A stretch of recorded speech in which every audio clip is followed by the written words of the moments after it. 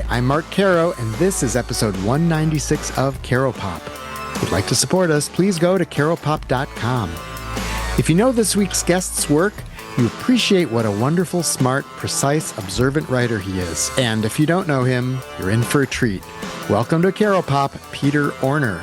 Orner is the author of the justly acclaimed new novel, The Gossip Columnist's Daughter. It springs from actual characters and incidents, most significantly the apparent murder of Karyn Kupicinets in 1963. She was the daughter of Chicago Sun-Times gossip columnist and TV personality Irv Kupcinet, widely known as Kup, and his wife Essie.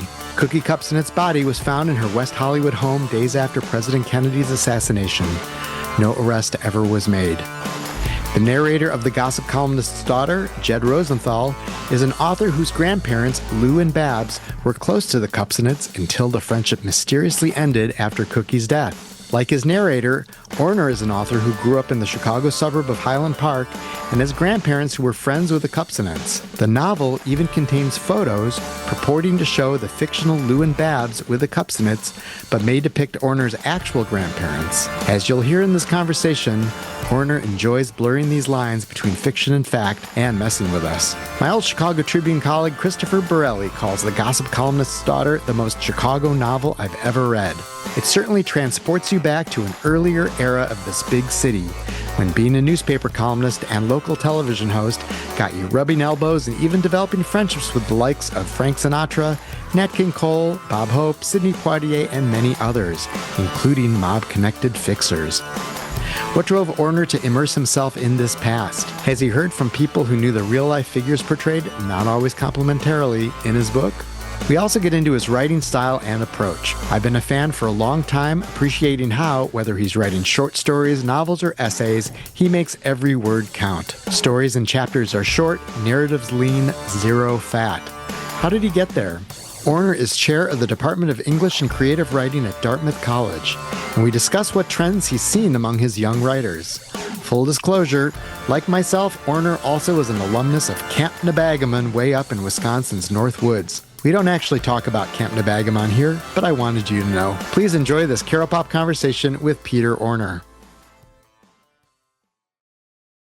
There's this impulse in reading the book to want to sort of check what's true, quote unquote, and not true. And I'm wondering whether, like, asking you about kind of the stories behind the story, is that a way of kind of ruining the spell the book casts, or is that fair game? Because, obviously, these people, most of these people exist in real life.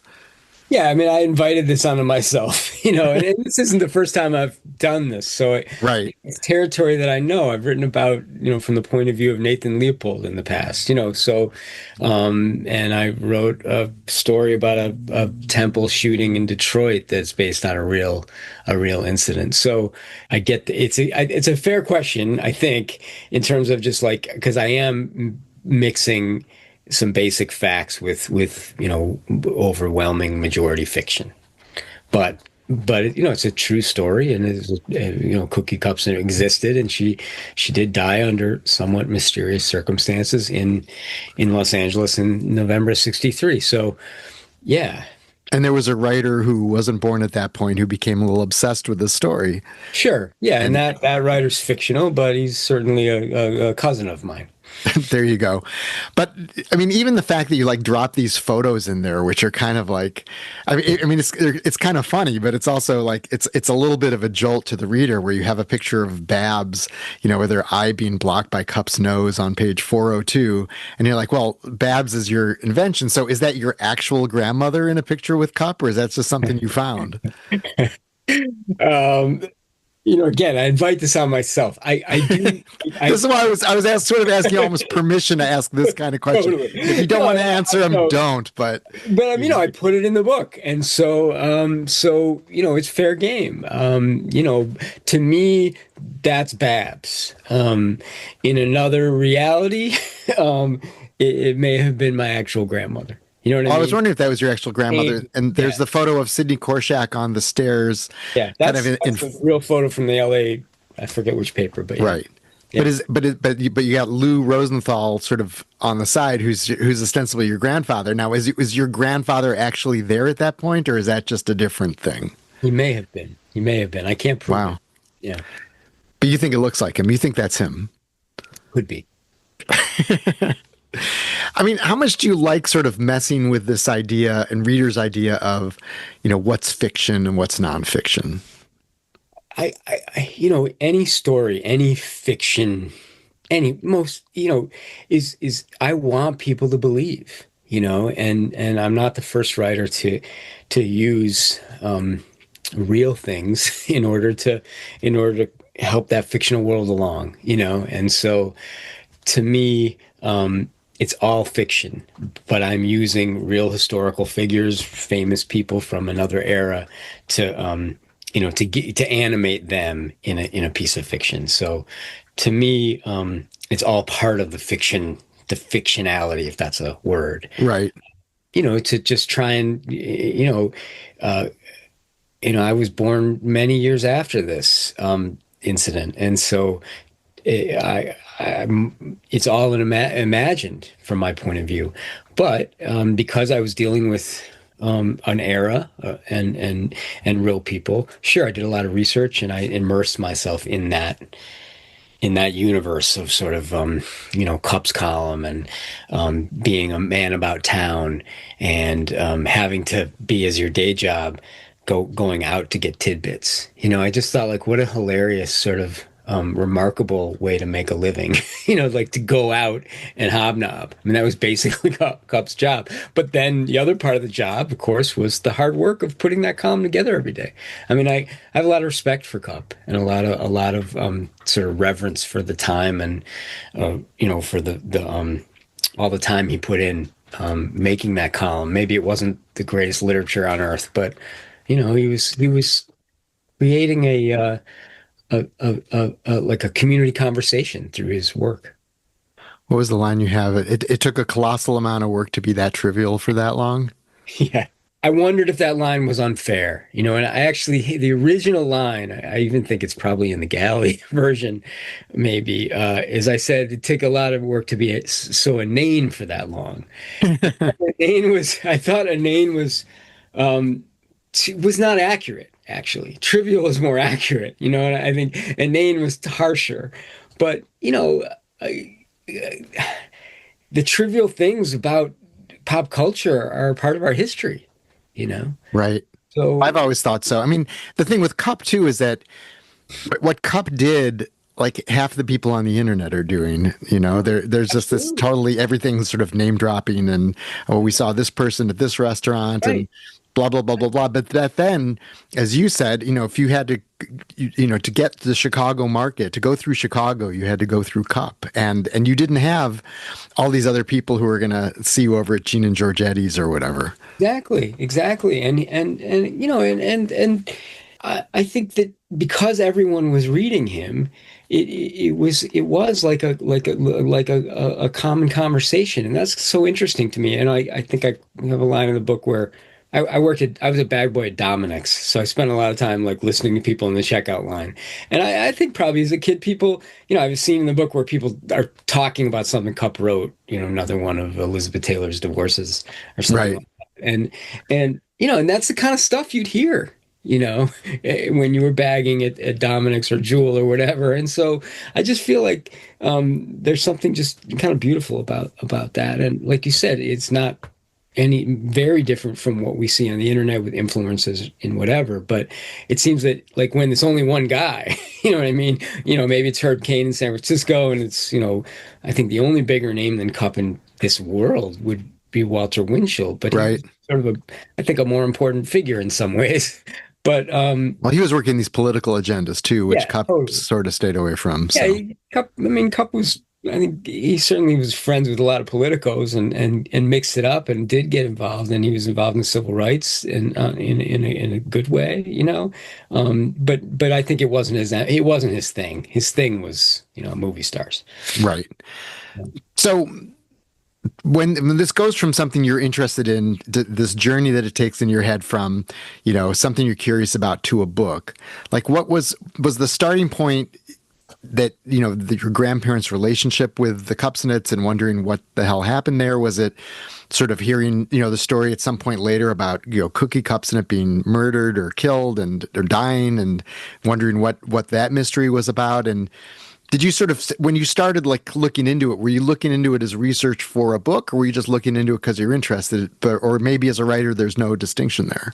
Yeah, I mean, this has been a story that's kicked around my family and my brain for a long time. There was a friendship between my grandparents and the Cups. That friendship did end. That's all I know. It wasn't ever discussed. And so I've written about this before in different ways, but so it's just always been a story. I mean, they say, some writers say, we only have a few stories we tell. You know what I mean? And I circle around, family stories, and I tell them and I retell them. And this time I thought, you know what? This world is so interesting to me because I've just been so immersed in it for so long in my memory, and then starting to do research about it. I thought I'm gonna use the real figures as opposed to invent other famous people to stand in for the famous people I'm writing about, right?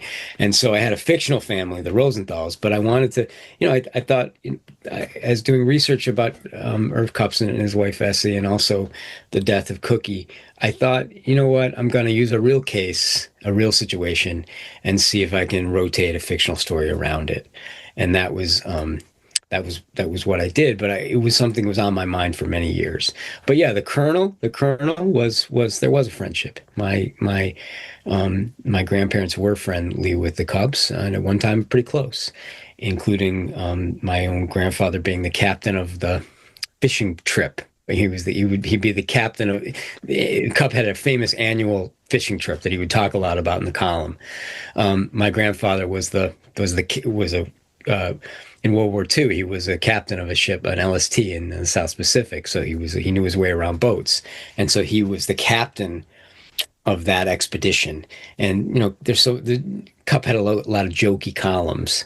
And one of the columns was about how my grandfather refused to allow women on that trip, and by orders of the commander. The commander being my grandfather. So, it's out there in terms of that family connection. I was also in Cup's column myself, I think once, maybe even twice, for my early stuff, which I was very appreciative for. Right. So, there was a kernel of a connection, and that was something that made me curious, and then I kind of launched the fiction that way. And you were a stringer at the Sun-Times for a while for a sports guy. So you saw him. I mean, did you say, "Hey, Cup, you were pals with my grandparents," until you weren't? Sure. I mean, I'd met Cup a few times through my father, and I would certainly see him in the hall those times when I was in the building. Usually as a stringer, I was at the games, and I would call in the scores from a payphone to Taylor Bell at the high school sports desk, and he would kind of write the story while I was narrating it to him. And it was a pretty interesting way to kind of learn how to write. Like, he'd be like, "I don't like that adjective. Tell me something else." And I'd be describing a touchdown, and I wouldn't be able to do it, kind of succinctly enough for him. So it was sort of like learning how to write on the telephone with this editor screaming at you. It was kind of an interesting moment in my life. I was a high school kid, Wow. And then you would see Cup, and you knew he had some family connection at that point. Yeah. There's sort of like this family connection. Sure. And my father, and this is sort of in the book, and, I sort of fictionalize it, but my father did stay in touch with Cup, whereas my grandparents did not. And so that was also a way that we would see him around town and stuff. Right. And obviously in the fictionalized version, they're very close, including being sort of the primary people kind of, supporting them, mourning with them when their daughter dies, and even accompanying him on this trip to LA to retrieve the body, which sounds like is maybe what actually happened, depending on whether we believe that's the actual grandfather in that photo with Sidney Korshak. That's fiction, but did Cup go to Chicago with friends and a lawyer? Yeah, he did. LA. As far as I understand from the research I've done. Yeah. So, but again, it was all sort of, kind of imagined scenes. I know the book opens with kind of a scene of them landing in Los Angeles after a long, after a flight in the I guess it was a morning flight, but anyway, they end up being in Los Angeles on December 1st, about 2 days after Karyn Kupcinet's body was found. And I had tried to imagine my way into that horrific, how what could be worse in your life than having to make that trip. And then you have Solly, the brother Lou's brother, who's sort of this enigmatic, quietly compelling figure throughout the book. I mean, was there, I don't know, see, this is the thing. It feels so reductive if I'm like, was there really a brother like that? Or did you and that's the problem, because I don't want to turn what you did, because what you did is pretty magical, and I don't want to kind of like be like, that dissect, when you dissect the frog or a joke, you sort of kill both of them or something like that. Yeah, I mean, I hear you, but also, like, my fictional, my hero in writing is the Russian writer Isaac Babel, and Babel once famously said that he didn't make anything up ever. Now, it's not true exactly, but He made that up. right. He used real things in order to create his fiction, and that's so. Did I come across a tidbit somewhere that Cup had obviously gone to Los Angeles to pick up his daughter's body, which is what you would have to do, right, if you're a father in that time. So I just had that scene in my head, trying to imagine it. But in terms of the Solly character, no, I mean, he's a figment of my brain. But there was I had an uncle who he worked at the post office. His name was Uncle Harry, and he was just one of these people who kind of was in and out of our lives. And not really, kind of like one of these people, and I think every family has these, a peripheral family member, Right. who kind of like, I think every family does have those, by the way. and even like, and it's weird because Uncle Harry lived in Chicago. He was close, so every once in a while he'd show up on a Thanksgiving. I've written about like the Uncle Harry, like I've written nonfiction about Uncle Harry because he disappeared from our radar. And so we didn't actually know when he died. Things like that, like these strange stories, of people, loners within your family. And Solly was sort of based on that idea, is somebody who is very much on their own, even though they're very close to you. And I was very intrigued by that. So, and like you say, everyone families has them. And so in this book, it's Solly. I mean, part of the drive in this book also feels like I'm a few years older than you are, and I think you get to a point where the kind of generations are passing along, and you start thinking, you have these questions about your family, and you're like, well, wait, what happened here, and there are these big sort of gaps that you're filling in as a fiction writer, and also just someone who's insightful and doing actual research into it. But there's also this undercurrent of, that some things are just ultimately unknowable. And we're so used to, in fiction, there being bows tied around everything at the end. And the way you structure this, you sort of set up this mystery, but it's also like, it's not a mystery, and it is a mystery, but the mystery is sort of how unknowable we all are at the end. So I don't even know if there's a question there, but that's... No, I mean, I appreciate it very much, and I'm with you on these gaps and the questions that, I think a lot of my work has to do with questions I didn't ask, either because I was too young and didn't know to ask, or I was too shy, or I knew, in my grandparents' case, they didn't want to talk about certain things, and in a lot of ways, this book is about stories that weren't told.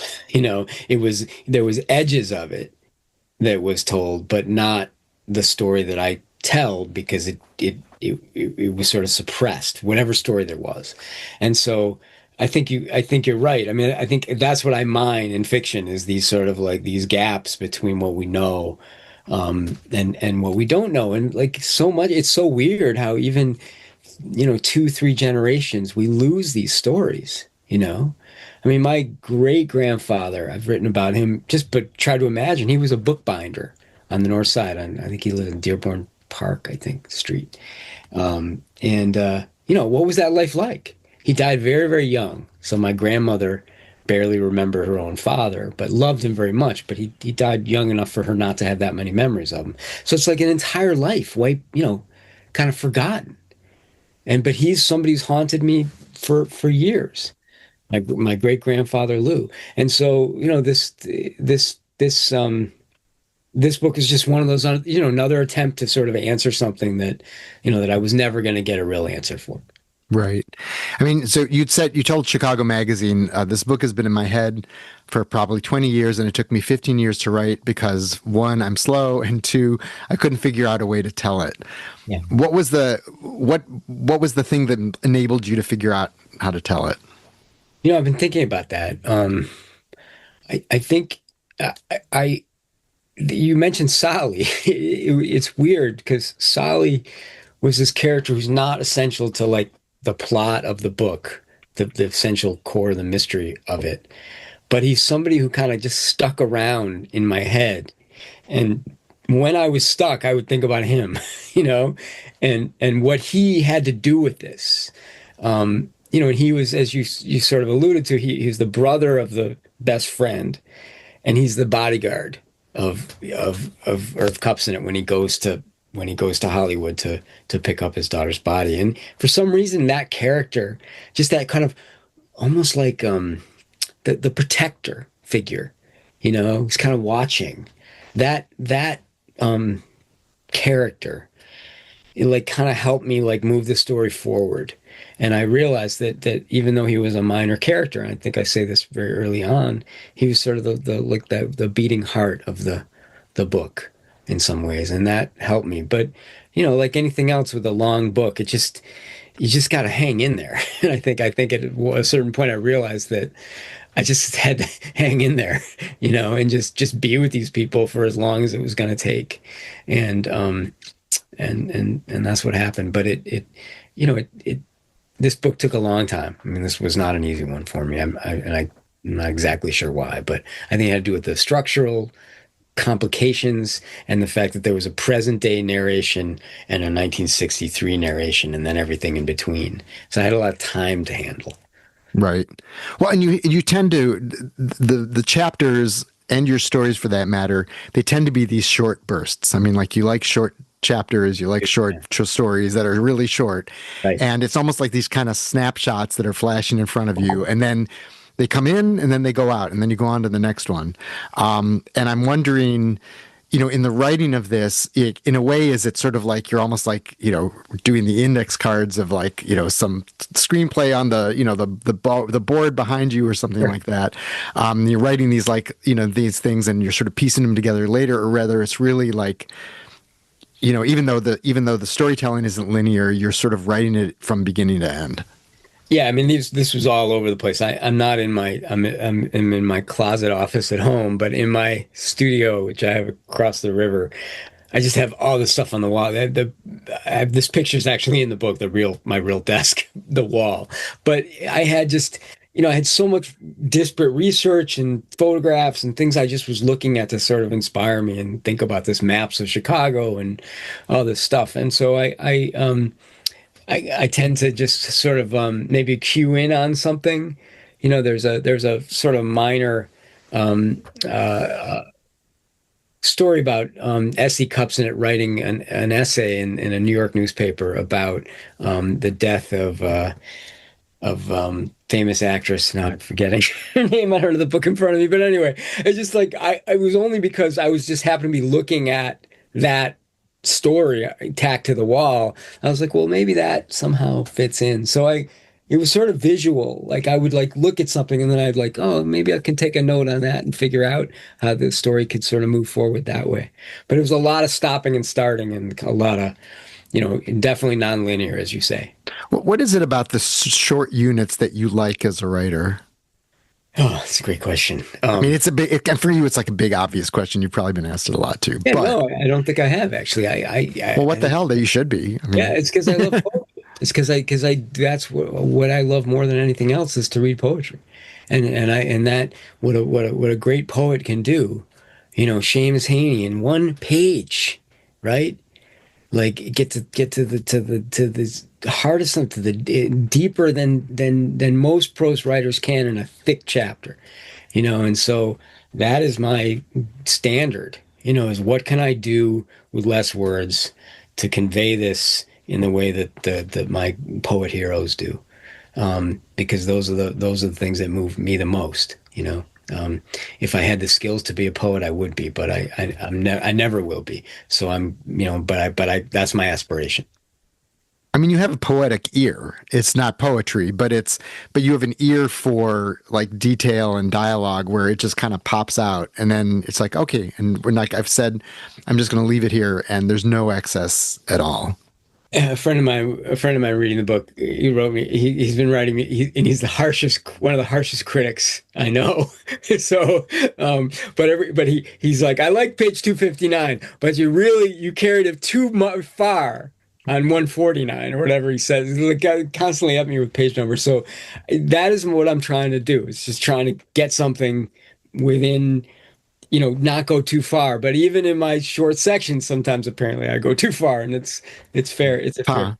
I love that. I love to be.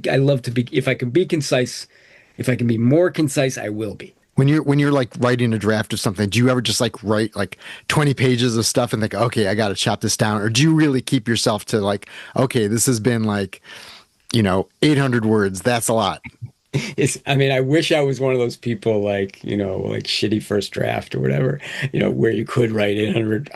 It's like blood from a stone, so I tend to be really slow, and I tend to just kind of like sentence by sentence. Yeah. Yeah. And so but even there I can write too much. And so I will compress it down, but I'm not somebody who, has ever been able to produce a lot of words. I wish I could. It would make my life a lot easier and more enjoyable. But everything is hard for me in that way.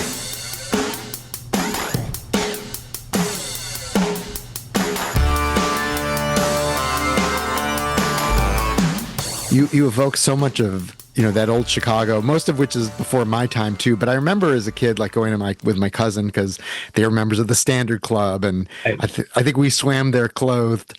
But I remember like that kind of musty feeling of it that you evoked, and there are a lot of old time Chicago people who are gonna gobble this up. Are you hearing from them about what about how you evoked Chicago, but also maybe specifically your observations about Essie and Cup, and whether it's family members or just like people who knew them? Like, do you get feedback like that?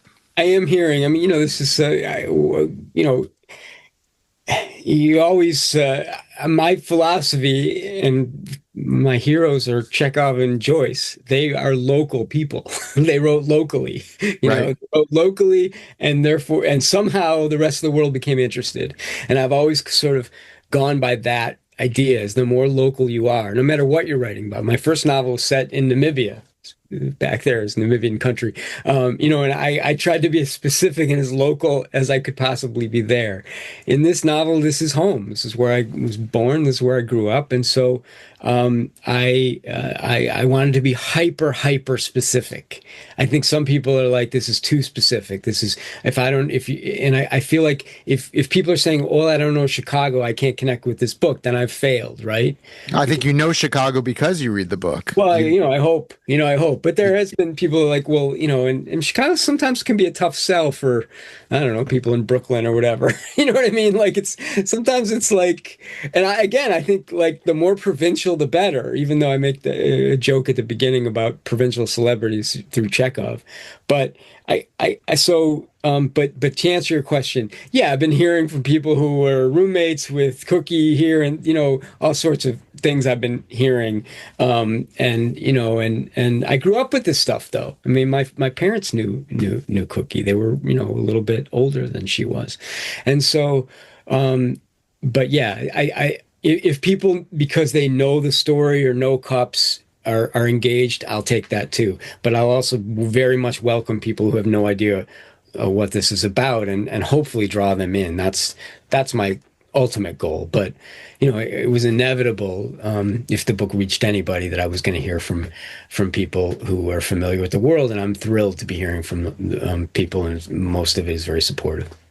So you're happy to get that kind of feedback, even if it's like, well, Essie was not like that, or what? I mean, I'm not No, saying that she was, or I'm not saying she was or not. I'm just wondering, right. I'm just sure. thinking that part of you is just like, the work is the work, leave me alone, and then part of you is like, no, because it's rooted in everyone's world here. So Right, and again, it's fair game. I brought this on myself by doing it, but what I tried to do, even though I could be a little bit harsh on the cups, and I tried to create a world that was believable and also respectful of the real people, and I hope I did that, and that's not for me to judge, but I came to sort of love these people even though they were very, very flawed, and I saw them as fictional creations off of the reality of who they were, which again is fair game for people who are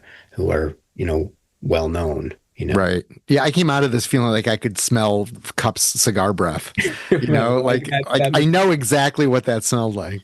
Right. I mean, that's very, very kind to say, and and again, like, I just want people to feel it. I want you to feel it if you know it, and I want you to feel it if you don't know it. And if you don't feel it, if you don't feel some level of emotion, then I've failed, and that is the risk that any fiction writer takes. Could you have written this book if you were actually living in Chicago, as opposed to, like, now you're a professor at Dartmouth, you've been other places, I think you were in San Francisco, but you've sort of come into Chicago for like intensive experiences where you're, immersing yourself in it, and then not being here when you're writing it, I assume. Is that helpful to write about it, as opposed to if you were just here all the time? I think it probably is. I God knows, I wish I lived at home. And I come back to Chicago, and the northern suburbs any chance I can get. And it's more home than anywhere else, even though I love where I live now. I'm sitting in Vermont as we speak. But I think there's probably something to what you say. Like, the distance I was able to kind of create a mythical Chicago in my mind, that I didn't have to sort of contend with, like, what's happening in Chicago at this given moment. So I was able to imagine my way back to 1963 or 1975 or 1983 is actually a key year in the book in terms of just what happens to my characters. So I think it was probably helpful to not be living in Chicago, but if I had my choice, I'd come back in a minute. So you would still like to move back here if you could at some point? Sure, someday. Yeah. There you go. And you're running the creative writing program at Dartmouth, is that right? Yeah, I'm chair of the English and creative writing department. Right. Yeah. So you're reading a lot of students' fiction. Sure.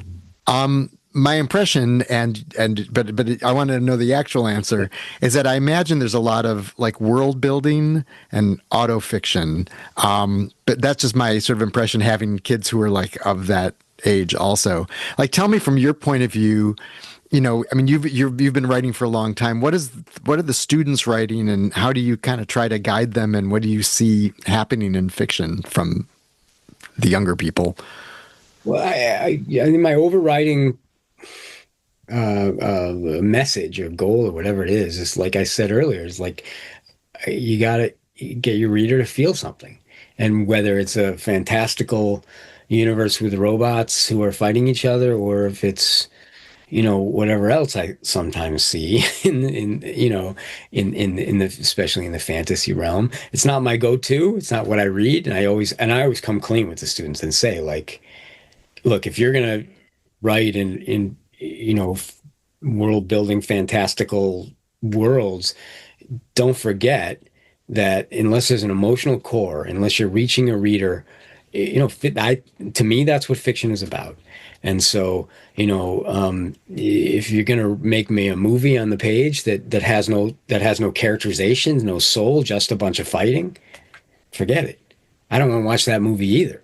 So, I'm always saying, like, look, if you do write whatever it is that you want, right? But don't forget that the goal of this is to make people feel a human feeling, you know, Right. and you know, and for the most part, and my students are fantastic and get that message no matter what they're doing. And it runs the gamut, you know. So I don't necessarily see like, I mean, I see some trends and some speculative and, like you say, world building. That word comes up a lot. You know, to me, any Right. writer has to build a world. That's Sure. that's just it. You know, Now so you built the world in the Gospel Columnist's daughter. I mean, you yeah, built the world of this mythical old Chicago, which is based totally. on fact, but you had to make it real for the But reader. existed only in my head, and and for some people it might think like, oh, the guy got it wrong, whatever. But to me, it is, when you have to contain something within a few pages, it's never gonna be. It's a construct. It's a it's not a documentary film.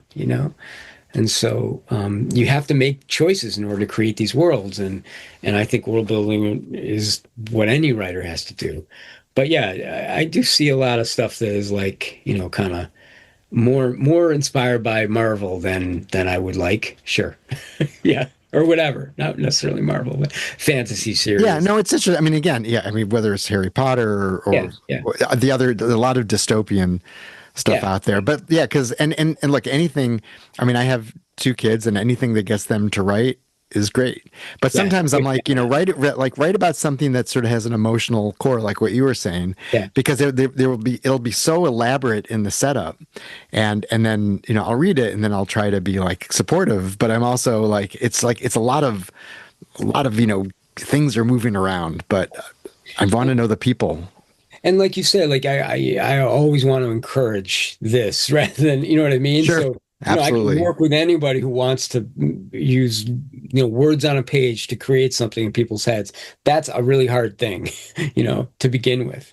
But I'm with you. I need characters and I need them to be, flesh and blood, and as complicated as people are. I would like to see that on the page, and it's not easy. It's a very hard thing to ask of people. It's Right. not easy for me. It's not easy for my students. So, and with you, when something's set in an actual place, then you'll do something like come back to Chicago and walk from the north side out to Waldheim Totally. Jewish Cemetery.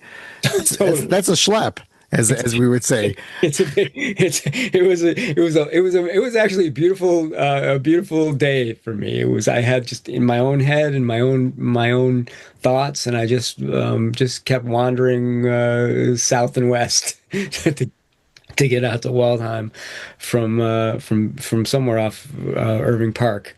But I love that sort of tactile. There's the character Jed, the narrator of the book. He lives on West Pratt, and his ex partner and kid live on Jarvis Street. I guess it's about a mile and something, maybe. Yeah, no, I know. It's I did Rogers that walk. Park.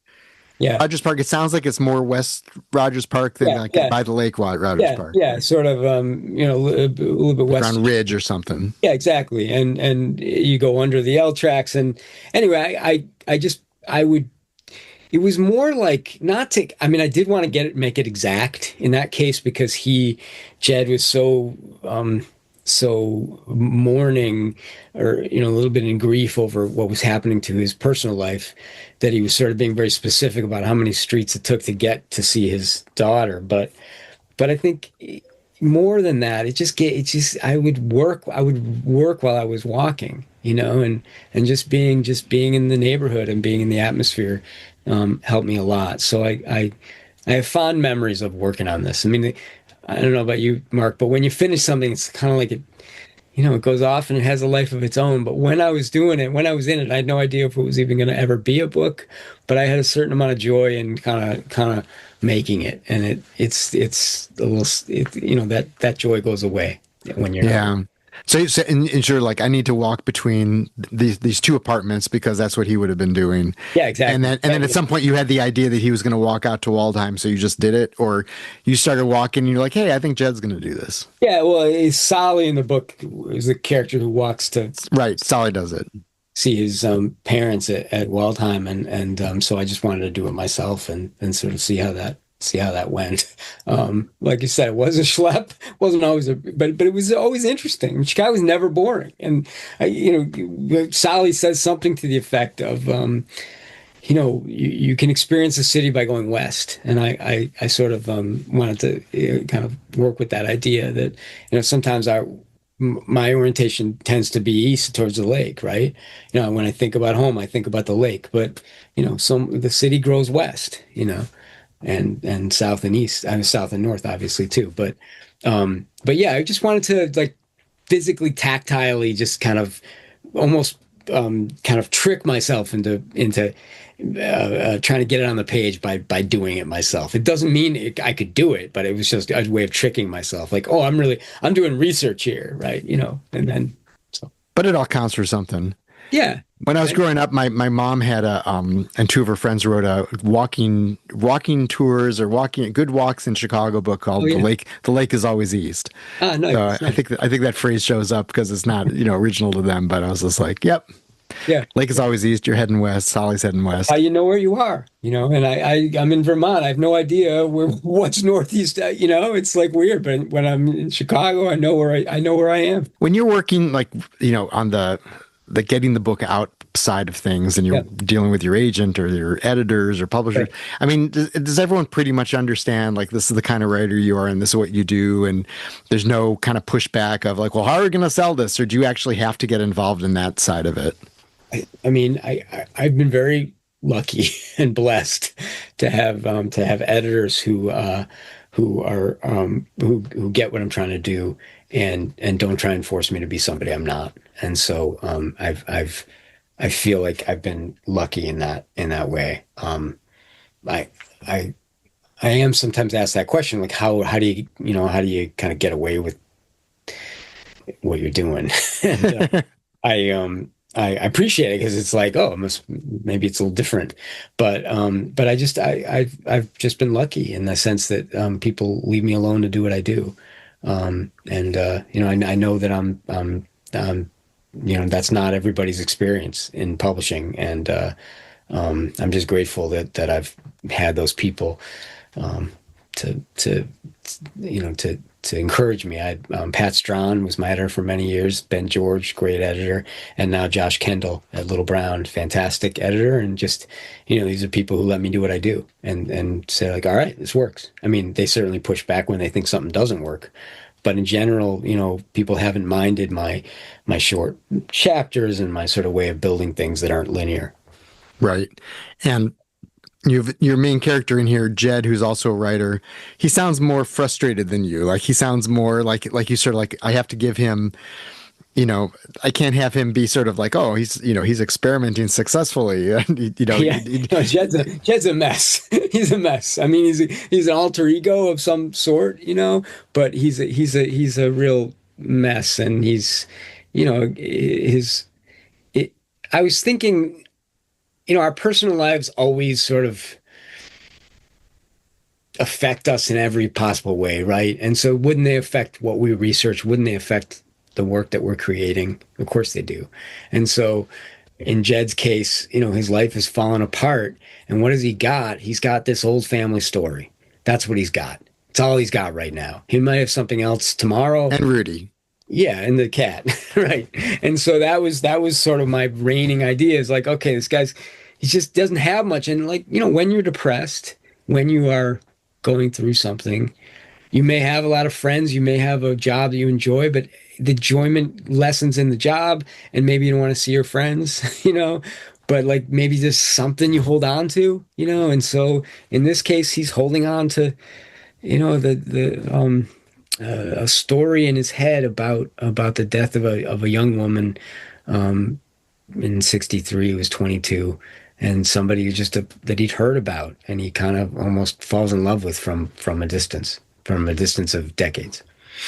I think it takes a certain confidence as a writer for you to make a writer the protagonist of this book with all these like obvious actual family parallels, but to make him so much of a mess, even knowing that people are going to think, oh, people are going to think this guy is me, Because so you just have to be able, like, obviously you have to be like, yeah, I don't, I'm fine with that. That's what comes with the territory. Yeah, in this case, I mean, I've never, I don't think I've ever had a writer protagonist of any story, as far as I can recall. But I've certainly written nonfiction, so I can be in that space because I'm pretending, obviously, to write nonfiction here, through Jed, who's ostensibly writing his family history, right? And so I resisted a long time having him be a writer. And at a certain point, I think a friend of mine was just like, you know what? Just like maybe just own it. Just, because I was testing it out, the idea that this was a writer writing the book. And, I resisted it and I just thought, you know what? If that's the way to get this done, to kind of have it be someone else doing it, i.e. in this case, Jed, then okay, then let him be a writer. And writers we're also part of the human race. You know what I mean?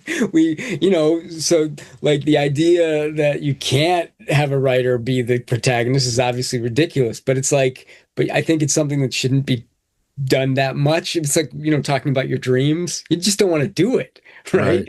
So I was like very resistant. And then I was like, you know what? I surrender. Jed's going to write this book about his family and come on, man. Well, like I'm reading like Chris Borelli's piece where he's interviewed you and is writing about the book and saying it's like the best book of the year, period, not just the best Chicago book. I mean, he loves the book, but he's also sort of drawing these conclusions about like these sort of parallels between you and Jed. And I was reading it going, I don't know about that. Like, I don't know whether, this sort of, you could tell me, but sort of the frustration of the lack of fame or whatever, Jed seems to carry more than I feel like you do, but maybe you do, and you just sort of don't want to talk about it. I mean, I've made jokes in fiction. It's not the first time that I've had a character. I guess I said I haven't written about a writer. Now I'm thinking of one particular story where I make a joke from that angle. And so, exactly, I do not have the same feelings about my work in life as Jed has. And, but again, I'll take whatever it takes to get people engaged in a story. If I have to it's almost like if I have to sacrifice my own body to do it, I'll do it. You know what I mean? But no, Jed is not me. He's not me. But sure, and I think Christopher Borelli, and God love him, and the piece was terrific, and I'm incredibly grateful.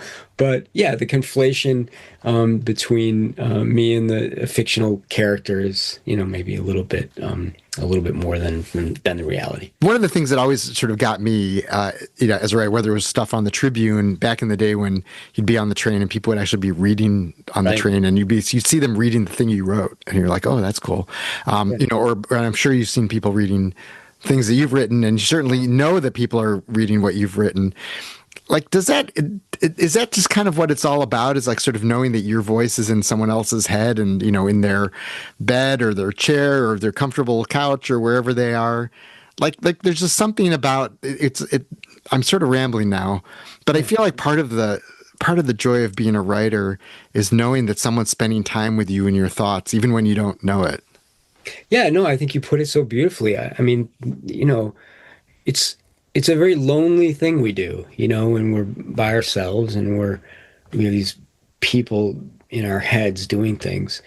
And, why do we do this? I think we want to, it's a weird way of reaching people without having, without like, it's just like a communion kind of thing, in silence.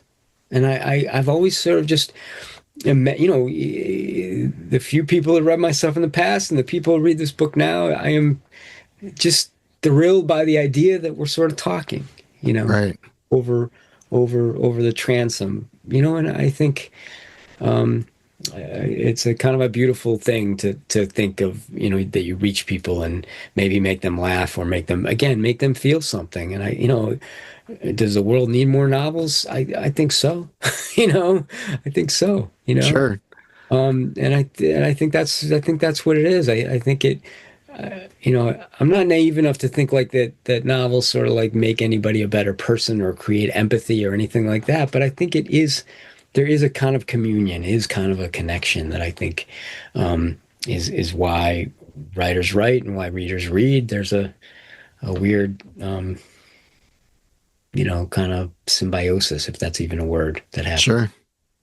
Absolutely. When you let go of this one, did you immediately plunge into something else, or do you have to sort of take time to figure it out? I mean, it's been a while since this book has been done, but when a book's like in that liminal space of not being out yet, just so like, your brain sort of can't quite, at least my brain can't focus. I have trouble focusing anyway, but I'm working on a couple of new things now, and I'm trying to move forward, and think of this in the rearview mirror. But again, it's nice to know that people are reading, and your reading it was so generous of the book, and so it's been fun. It's been fun. It's fun to talk about. Do you finish a novel and think, okay, now I'm going to do a short story, or now I'm going to do another kind of musing about, like some nonfiction, collection of my thoughts or whatever? I mean, I don't know what you would call Am I Alone Here, which was another wonderful book, but not fiction. Like, do you sort of think I need to shift gears now, or like what's been tugging on you since then? I mean, this is my third novel. They take me a long time, and I always sort of have one big project that's going on. But my one of my great loves is to write, very short stories, and that's what I'm back to, and I'm happy to be doing that, and hopefully there'll be a book out of that at some point. Nice. Well, I look forward to it. I can't wait to read that, to see you here. We got through this whole thing, and I didn't bring up Captain Bagaman once. It's the best place to clear your head. And people were like, "Did you get writing done?" And I'm like, you know what? I didn't. I always think I'm gonna, but then I just sort of go and jump in the lake instead. No, but I think about it later. Like some of my early stories were set in Iron River and Duluth and stuff, and camp was so hugely. I mean, it's like the most important thing. It saved my life, basically. I mean, it really did. I think I would have, who knows what I would have done without it. Just without getting that job, and without having this great boss, E.J. Hahn, who I'm sure you knew at one point. E.J. was just incredibly huge figure in my life. I've written about him in the story I alluded to about the writer. It's a cab driver / writer story, and E.J. is the.